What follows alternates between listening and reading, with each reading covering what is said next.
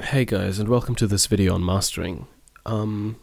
Before I begin, I would like to say a couple of things.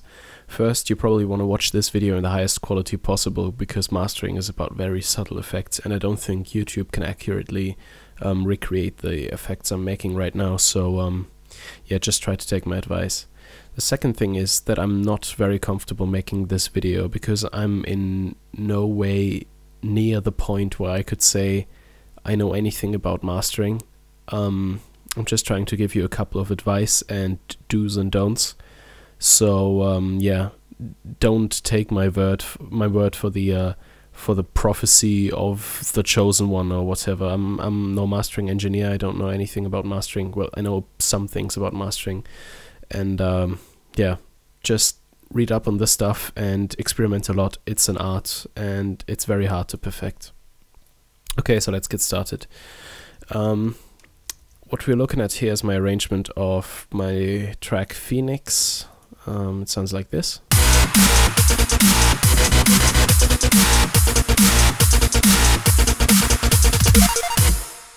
And that's without mastering. And if we activate the mastering suite, it will sound like this.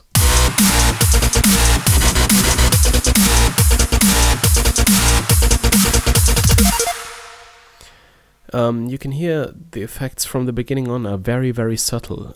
This is one of the first lessons I would like to teach you guys. Mastering does not make a shit tune sound awesome. I keep reading in various mastering forums that you can't polish a turd, and that's a very, very important lesson that you guys gotta learn. Mastering is maybe 2 to 5% of an entire song, and it's not like you can't make something awesome that's a bad mixed song. So always make sure your mixes are correct before you begin the mastering process. Alright, so here's my mastering suite, and I'll just really quickly go over the stuff that I've done here, because I can't master a song on the fly. It's a process of very many hours. So I always use the default mastering suite. I'm not really a fan of any of the other ones. It has an equalizer, a stereo imager, a compressor, and a maximizer in that order. Many people say that equalizing at the beginning of the mastering stage shouldn't even be part of the mastering stage. It should still be called as part of the mixing stage, but yeah, it's in this mastering suite, so who gives a shit. This equalizer is basically there to make up for some lost frequencies. For example, in electronic dance music, it sometimes happens that because you tend to equalize everything like this, a lot of frequencies can get lost in the middle. So a lot of people like to go to areas around 600 Hertz and boost that just a tiny little bit. And some people like to give that what's called loudness, which is actually really, really weird that they would call it that. But basically what the loudness knob on a stereo does is give it a tiny bit of low end and a tiny bit of high end.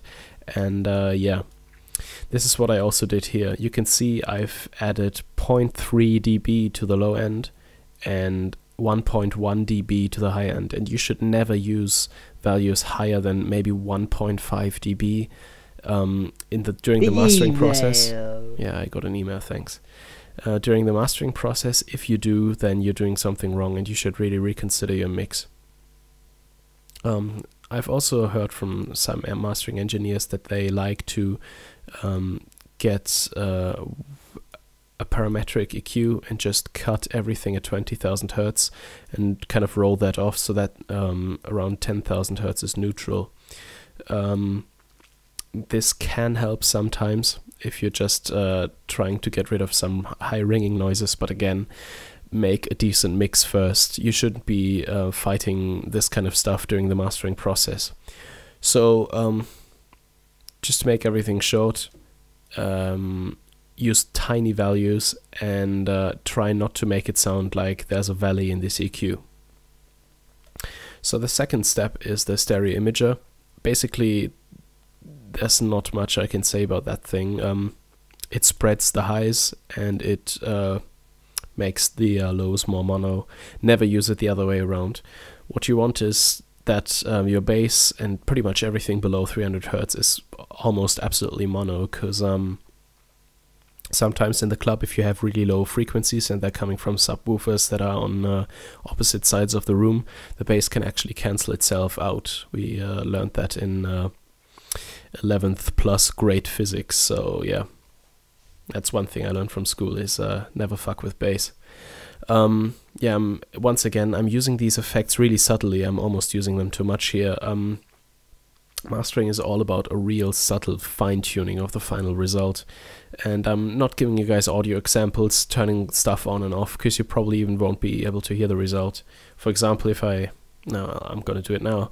So if I turn off the stereo imager...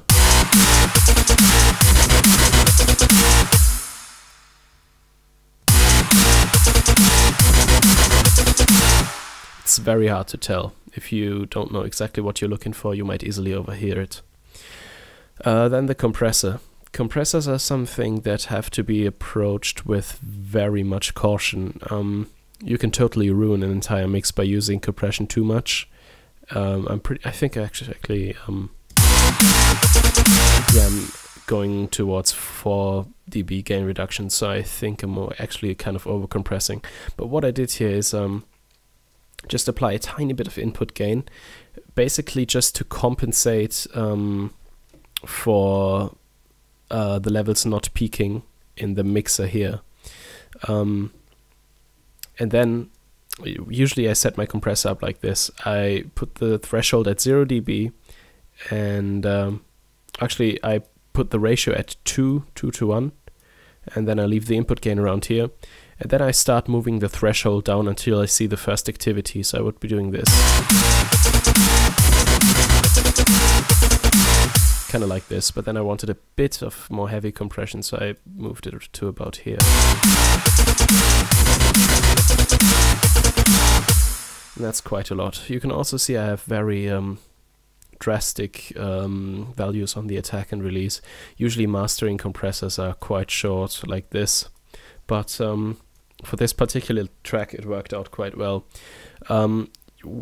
You really have to learn a lot about compressors to actually know how to use them. I still don't know how to use them perfectly, but it's quite important that you read up on compressors and really get the hang out of them, because they're the most mysterious, misunderstood device in the entire music business, I'd say. I can't think of anything else that's more mysterious and difficult to explain. Yeah, then I went back on the output gain just a little bit, because I was using this quite drastically. And then about the maximizer. Maximizing is the thing that's most heard in mastering, so to speak. So if I deactivate the maximizer, and then I'll play it again and then put it on, we can immediately hear the limiter kicking in. Basically what you want to do with the maximizer is maximize the volume of the track, and that's what most people ask me all the time, is that how can I get my songs to be as loud as yours while it's not distorting them? Well, there are several things you can do. You can use the limiter in the compressor, and that will basically, yeah, just chop off all volume above the limit, above 0 dB. So if I deactivate the limiter, actually you won't be able to tell the difference. Yeah, you will. This will start peaking into the red quite drastically, and now if I activate it, it will still peak into the red, because the attack time of the limiter, the time it takes for the limiter to kick in, is quite slow. But it doesn't as much. You can also set the limiter up so that it doesn't let any frequencies through at all, by turning the attack to fast and then turning on the 4 millisecond look ahead. So as you can see on the level meters, there's nothing that goes over 0 dB, but in this case I knew that all that was basically topping the 0 dB range was the non-compressed overloud transients of my kicks and snare drums, and I'm risking the clipping here. And yeah, as you can see, it does go a tiny bit into the red, and my output meter does indicate to me that I'm clipping. but the effect isn't really audible, and I was just squeezing the last couple of dBs out here without making the sound too distorted. Most people refer to the soft clip at this, or point to the soft clip at this point and say, just use the soft clip. Well, I'll show you what happens when you use a soft clip.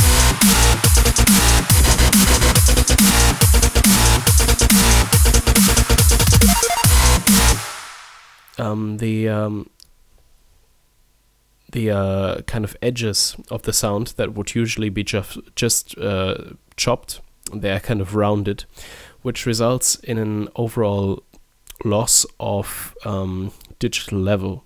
It's not audible level, and that's actually a good thing. Many people use soft clip to prevent clipping and keep themselves at the same level of loudness. But unfortunately, I come from a DJing world, and people need to be impressed with very thick sausage-like waveforms in Traktor, so I did not use the soft clip. This is actually a question of self-esteem. Most of the time I do actually use it if I ever write a song that's not to be played by a DJ. Yeah, this is my mastering suite. I did not touch on advanced methods now, for example, New York compression or sidechain compression or side and center mastering. But these are quite interesting topics as well that I recommend you check them out. Just Google them. I'm sure you'll come up with a lot of results. And again, please don't think I'm some sort of genius when it comes to mastering. I just make my tracks sound loud and kind of round. I'm sure if a mastering engineer is watching this, which I highly doubt because no mastering engineer would watch a video on mastering that's on YouTube. But yeah, if any mastering engineer out there is watching this, I deeply apologize for my lack of knowledge, and I hope nobody comes to kill me in my sleep. Hope you found this interesting. Doran Court out.